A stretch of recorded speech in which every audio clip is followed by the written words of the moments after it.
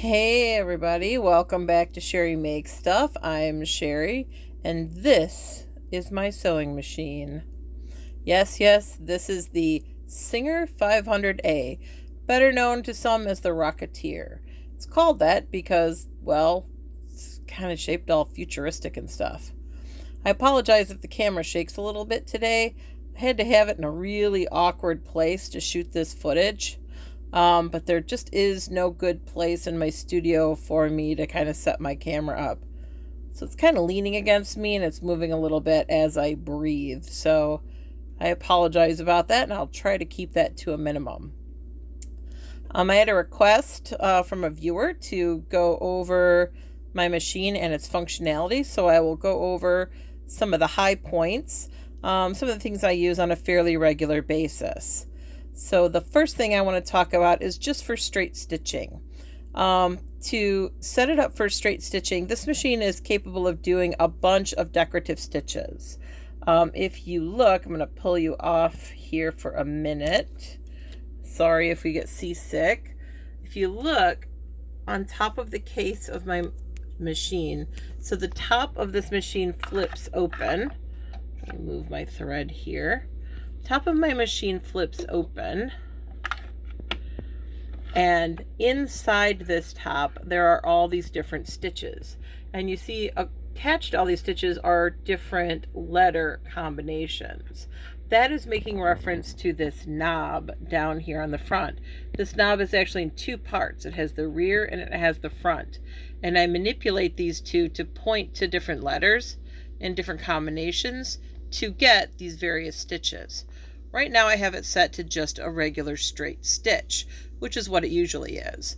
The two main stitches I do a lot of are straight stitch and zigzag. And honestly, that's what most people use. Don't buy into those fancy machines that have hundreds of stitches, because it's just about guaranteed that you won't use most of them. It's just wasted money. If you have a basic machine that can do straight stitch and zigzag, you can do 90% of everything you need. All the other stuff is just icing on the cake, and I just never use it. There's also this cam stack here where you can put cams in place. As I look around to see if they are handy, and I see they sort of are. Maybe, sort of. Shuffle. If you hear glass break, don't panic. Just call 911. Or maybe I don't have them in. Hold on. Okay, I'm back. So when I got this machine, it came with this little plastic case of parts, and it came with its original manual. And shout out to my friend Rachel, because she actually found this at a rummage sale, and I had just told her maybe a week or so before that this was like my dream sewing machine, but I'd called it a Rocketeer. I didn't call it the 500A, which is its actual designation. Rocketeer is just a nickname that collectors have given it. She found this at a rummage sale for a really cheap price, and she bought it. And on her way home, she was kind of researching it a little bit to find out if it was valuable, or, you know, what it was that she had found. And when she saw that it was the Rocketeer, she immediately was like, this isn't my machine. Like, I can't keep this. And she very generously sold it to me for what she paid for it, and which was very generous of her. So in the manual, it shows you how you can use some of those decorative stitches to build up and create more elaborate patterns, which you can totally do, right? This looks very similar to a lot of the things that we did with trim. I just think using trim is a lot faster. It's a lot easier on my machine, and it takes a whole lot less thread. So, I mean, you can do the fancy stitches if you want. That's always an option. But anyway, when you get a machine, always get one with the owner's manual if you're buying a used machine. And I really don't recommend buying a used machine unless you know what you're looking at. If you know what to look for, if you know what makes something good. If you're a new sewer, if you're just getting into this, I really wouldn't recommend it until you know what is what. So, but that being said, if you buy a used machine, sometimes funds are what funds are. Make sure you get one with a manual and read the manual. The manual will have all kinds of useful information in it. And then it also came with this box of parts. And in this box of parts came all of these lovely cams. And so these cams fit onto, sorry, bad camera work today. So these cams fit onto this cam stack in here, and these will do other decorative stitches. This one's just number 2. It has a little picture on them, usually what the fancy stitch is. Like that does a little scallopy kind of thing. This does a big scallopy kind of thing. So that's just another option for you. It's all these little cams. It also came with all these different alternate presser feet, which I will probably get to in another video. My same friend Rachel asked me to go through the presser feet. She's like, what even are all these feet? So we can do that in another video as well.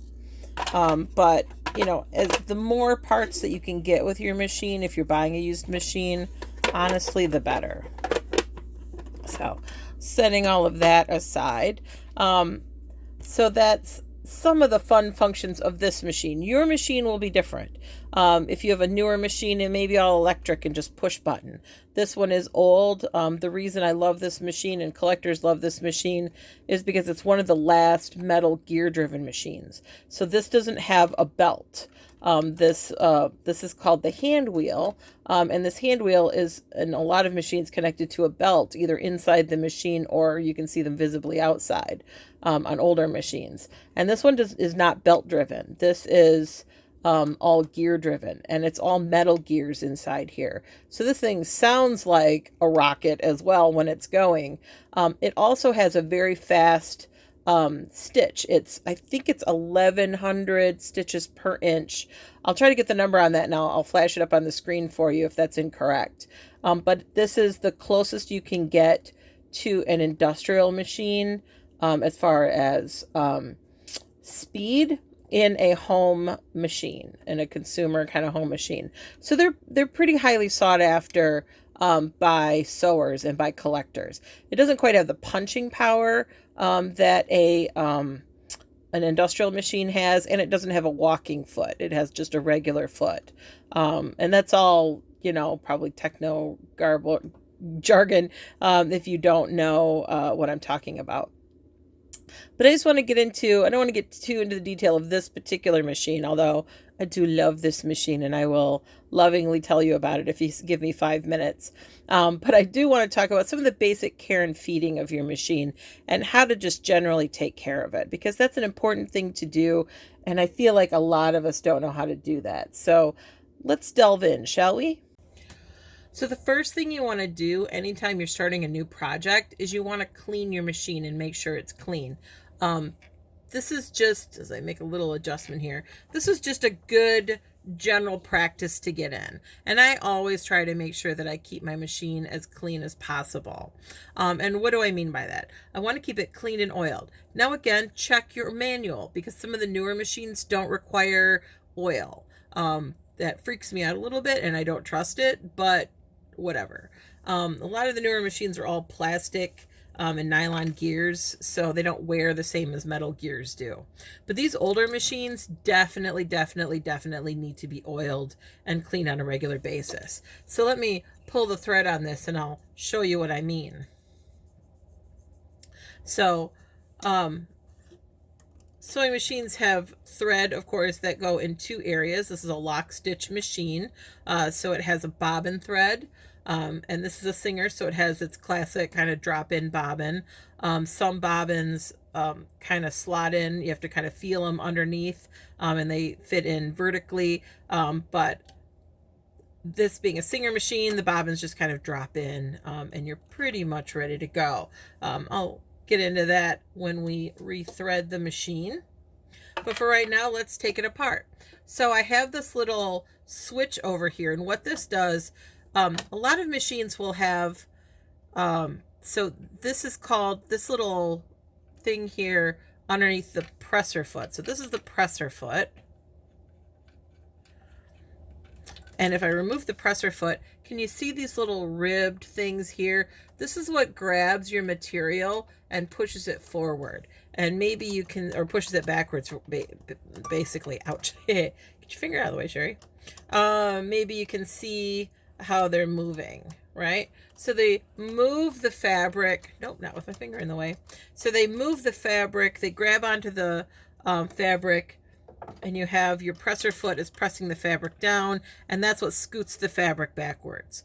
On an industrial machine, it will have a walking foot, and the walking foot is moving at the same time that the feed dogs are moving, and they're pushing the fabric together at the same time. This is just a standard foot on a home machine, so it's not a walking foot. So it just kind of sits here and the fabric glides underneath it. Sometimes that can cause you problems if you have lots of layers or really thick fabric or velvety fabric. They can move at different kind of speeds. So you do have to learn to overcome that if you only have a home machine. All right, so these feed dogs in a lot of machines, what you can do is you can drop the feed dogs if you want to do like embroidery or anything where you don't want to have the fabric move around on you. This machine, however, doesn't drop the feed dogs. Instead, it raises up this plate, which is called the throat plate, and that happens via this switch. So I hit this button halfway through, and that raises this up, so now the feed dogs will no longer come in contact with the fabric. If I pull the switch all the way up, it pops this little plate out so that I can clean my machine. And every machine, always make sure your needle's all the way in the needle up position when you're doing this, just to get it out of your way. All machines should have some way to get that throat plate out of there. Most of the time it will take a little screwdriver that your machine probably came with to undo the screws and pull that throat plate off so that you can clean underneath. This is probably, by the way, the most important thing you can ever learn about sewing. If your machine stops working, if you start getting little thread nests, little buildups of thread underneath your machine, thread breaking, it's one of three things. You need to put a new needle in because your needle is dull. You need to oil the machine, or you need to clean it, or all three. Whenever my machine is getting a little cranky and doesn't want to work, I just do all three. I pitch the needle, even if it's brand new, right out of the package. Sometimes needles can have burrs on them and they could not function. So I will throw out the needle, I will oil it, and I'll clean it first, and then I'll oil it. So to clean it, you want to have one of these little brushes. And you see how sad and abused my brush looks? If your brush doesn't look this way, you are not cleaning your machine enough. Period. My machines, my brushes look like this pretty much right out of the package. Like, I abuse these things, and they last forever. They're like $3. You can get them anywhere that sells sewing stuff. They're not expensive at all, but I really use these. I dig down into the machine and I get all of the crud out that I can find. And so that's what you do with them, is you get in there, and you want to do this at the beginning of every festival season or every sewing project, beginning of any time that you're going to be sewing. At least if you're doing a long project, at least the beginning of every long project. I just cleaned it not that long ago, so it doesn't have a lot of lint in it, but even though I just cleaned it not that long ago, look at how much lint I just pulled out of it.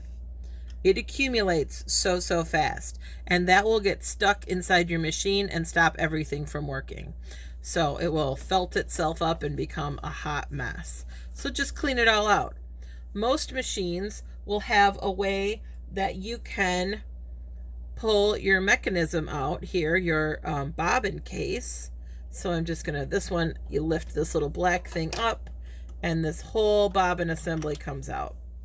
So there's my where the bobbin rides in, and this is called the race. And this race, this ring here, that's what this slides in and kind of goes back and forth as you are sewing. And you can see it going round and round. There's a notch in here called the hook. There it is. That's called the hook. That's what grabs the thread to pull it underneath your bobbin to create a lock stitch. So it's important for this to be at full functionality, and so much garbage can get stuck inside this race. So I will spend at least a day just really getting in there. I'll even take my scissors I don't care that much about, Not my good scissors. These are just Fiskars. These are okay. I'm not super in love with Fiskars scissors, so. And I just kind of go around in there just to double check and make sure there's nothing really packed in there. Because you would be surprised at how fast this gets packed up. And it's pretty clean. It's not too bad. There's a little flibit in there. Then knock it loose, pull it out. You don't want to scratch this up, so I'm being gentle with this. I'm just making sure that there's not anything. Taking a peek, and it looks pretty clean. So now that I've got it all cleaned out, and I got all the lint out of it, I am going to oil it. And to oil your machine, you only want to use sewing machine oil. This happens to be Singer brand. It doesn't have to be Singer brand. This is just what I bought. I think it was on sale. Any sewing machine is okay as long as it's sewing machine oil. Sewing machine oil dries without residue. So this is not going to cake up your machine. If you use a 3-in-1 oil or any other kind of oil in the world, it will gunk up your machine. And the parts inside these things are machined with very little tolerance. So there's not a lot of room in there. These parts have to fit together very, very closely for them to work. So if you are getting any little bit of gunk in there, it's going to be just like that little bit of lint that I pulled out, mucking up the works. And you'd be surprised, it does not take a lot of lint to muck up the works. So that's my cautionary tale. So I open up my oil and I put a drop on the race. Then I put my bobbin back together, pop that baby over. I'm here to tell you that never goes together that smoothly. Thank you, machine, for doing it when I was on camera. Guess if I hadn't said that out loud, you never would have known, huh? Oh, well. Too honest. All right, I'm going to put this little guy back in place. All right, pop this little guy down. Now, this machine is old, so I have to sometimes kind of help it out a little bit. All right, that part's done. But I'm not done. There are more places to oil. This will open up. And look at all those moving parts in there. So I pop a drop of oil on these moving parts. I check for lint and gross things in here as well. And your owner's manual should have a place that tells you where to oil. So I have a bunch of oil ports. I'm going to have to pull you off here. I have oil ports on my machine as well. Some machines are labeled really well, some are not. This one is not labeled really well. I've just been doing this for a long time, and so I know where my oil ports are. But you do want to make sure that you only oil one drop in all of the oil ports, because you want to make sure that you're not getting any on the motor. If you get oil on the motor, you can cause all kinds of problems. So that's very, very important. Read your manual, find out where you're supposed to oil your machine, if you're supposed to oil it at all.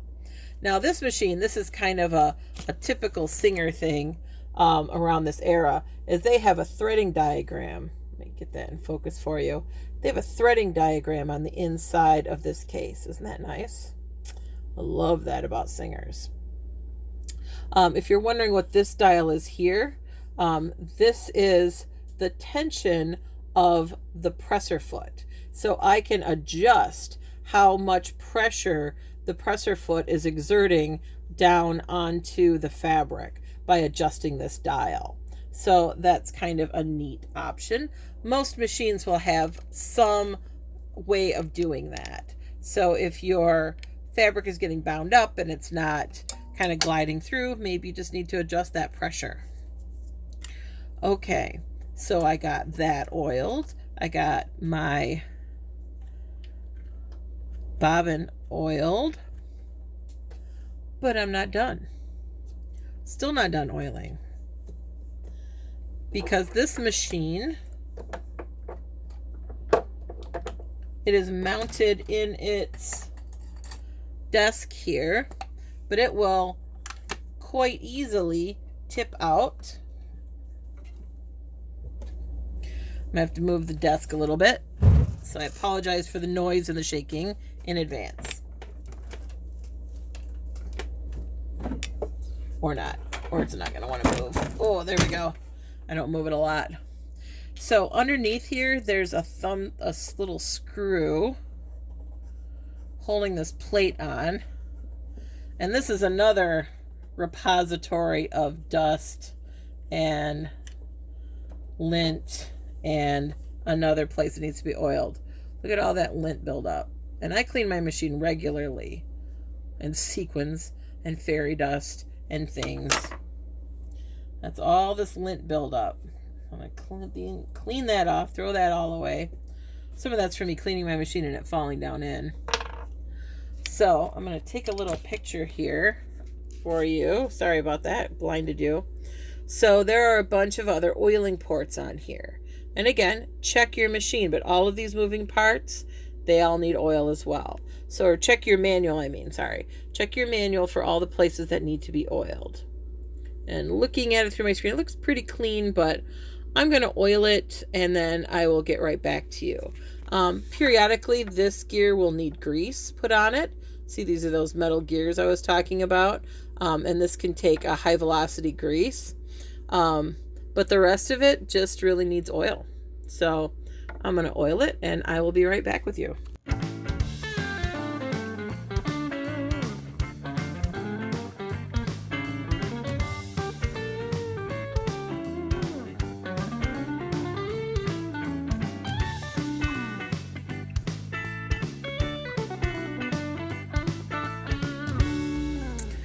Okay, well that's pretty good. So I'm going to go ahead and put this plate back on.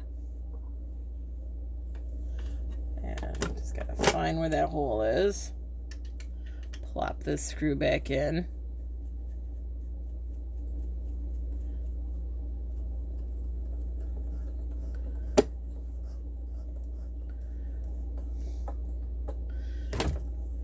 Bring her back up. And now we are ready to sew. Now we're done. Put my oil away. I can always tell when my machine needs oil because she gets a little cranky and she doesn't want to sew anymore. So I can always tell when she needs oil. I can always tell when she needs to be cleaned. This machine also has the capability, oh, I'm pointing at something you can't see. This machine also has the capability to have a spool pin on top, but it doesn't work really well when the spool pin is on top.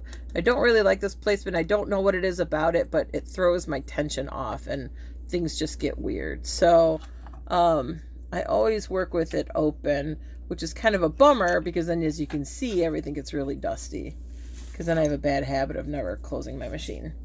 So we'll just pretend that that's not true. And I'll clean it later because you have suitably shamed me, internet.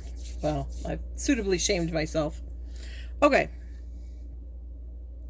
So the bobbin. This is a freshly wound bobbin. To wind the bobbin, you put an empty bobbin. To wind the bobbin, you put an empty bobbin here. Your spool of thread on one of these two spool pins. And you wind it around this guy. And you feed it onto the bobbin. You undo the clutch on your hand wheel, hit the gas, and let it go, and it will wind a bobbin for you. I'm only generalizing on this because your machine is going to be different. Look at your owner's manual. I know I keep saying that, but look at your owner's manual. That's how you're going to know how to do all of this stuff that my machine is doing. So I'm not going to get into a ton of detail when it comes to that kind of stuff. All right, let me zoom in a little bit here. Or a lot bit. Whatever. All right, now that we're all clean, look how shiny that looks. All clean and oiled. So the bobbin has to come off with the spool or the thread spooling off to the left. And it just, again, drops right in. And there is a little hook here. So again, this is pretty common for singers. You just pull this underneath the hook and then it's ready to go. Every machine threads slightly differently. I'm going to pop this up just a little bit so you can see a little bit of what I'm doing. But every machine's a little different. So again, this machine had the luxury of having that threading mechanism on there. But this machine, this machine, you go under these two little guys, and this is your upper thread tensioner. Your lower thread tensioner that's in control of your bobbin will either be on in your bobbin case or somewhere in the bobbin mechanism. This is your upper thread tension, and it's the combination of those two being in balance that creates a good balanced stitch. So I'm just going to go through this, but every machine will have an upper thread tension. Some machines are less fussy to thread than others. Every machine will have one of these guys that I can't remember what they're called right now, and a series of thread guides. This is just a thread guide leading it down to the needle. Another thread guide, and then the needle itself. And I have bifocals, and sometimes I still can't see the needle in low light, so I always clip it fresh, wet it with a little good old-fashioned spit. Sorry if that's gross. And hey, look at that. First try. I think I used up all my luck today with you guys. It's all right. Couldn't think of anybody better to use my luck up with. Look at that. I'm seeing lint now everywhere. I'm very, very persnickety about my lint in my machines. Like, I try to clear out the lint as much as possible. When I see this thread cross over the bobbin like this, I know it's threaded properly. All right. And then that's it. Now I can sew. So I've got my project here that I need to sew together. Make sure I don't have any oil on my hands so I don't get my fabric all yucky. And I have the edges all nice and serged. We'll do a why I hate my serger video another day. And I line it up again on wherever I want to start. And it's a good habit to be in. What I was doing there is I was holding my finger down on my upper thread so it didn't unthread my needle. Even if I've got a long length of thread, I've just gotten in the habit of doing that, of just kind of holding it down, because I've had to rethread my machine so many times. If you've ever done that, you know what I'm talking about. Maybe that's a little better. So I've just gotten into the habit of just like holding my finger down on my upper thread just so it doesn't like pop out on me. All right. Match these edges, and I've got a knee pedal. So machines will have, some of the newer machines just have kind of an on-off switch on somewhere on the front of them. Some machines have foot pedals, which act like kind of like a gas pedal on a car. And some machines have a knee pedal, and that's what I have. So I just push my knee out against it to start the machine, to start the motor running, and then I pull my knee back in to stop the machine. This machine's older, it's from the 1950s, so it doesn't always want to stop when I let the gas off, so sometimes I have to grab the hand wheel to stop it. All right, so I'm just going to start a couple stitches. Now, what this over here is, this is my stitch regulator. And so the stitch regulator regulates how wide my stitches are, or how long my stitches are rather. And I've got it on a fairly long stitch. I forgot last thing I was doing, I was basting. So I want to put it on a slightly longer or a slightly shorter stitch. And I can screw this down to kind of set that in place. So then if I move this, it's going to come right back to this setting. It can't go any further down now because I've got that set screw in place. I'll go a little bit further down. Now, if I want to go in reverse, I just push this lever up. Again, this is an entirely mechanical machine. So I just push this lever up. Now it's going to do the same size stitch, just backwards. So you stitch forward a couple of stitches, put it in reverse, stitch backwards, stop. And you always want to stop in the needle down position. I put my machine back on straight stitch, and then I'm going to go forward and sew. You do that at the beginning and end of your seams to lock your stitches in. Now that I've said that, I'm really bad about remembering to do that. So hopefully I'll be able to stay honest with you here on this video. All right. I'm trying to keep to that 1/2 inch seam allowance that I have written out in this pattern. And I work in short bursts because I'm not working with needles, or pins rather.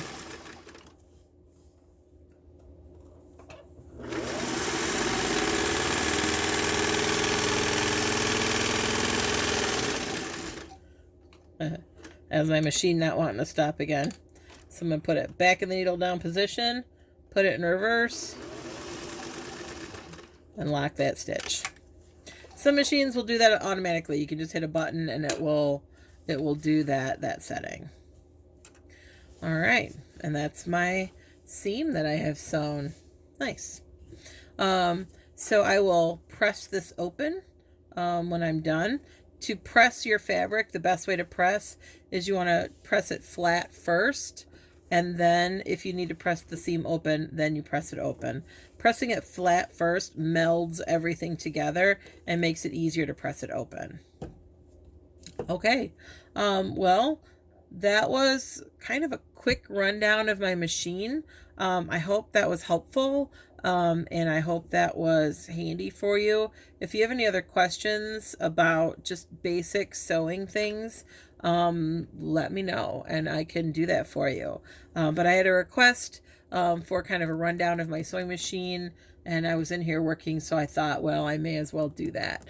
Again, your machine will be different, so make sure you check your manual. If you don't have the manual, you can probably get a copy of it online. The beauty of living in the internet age.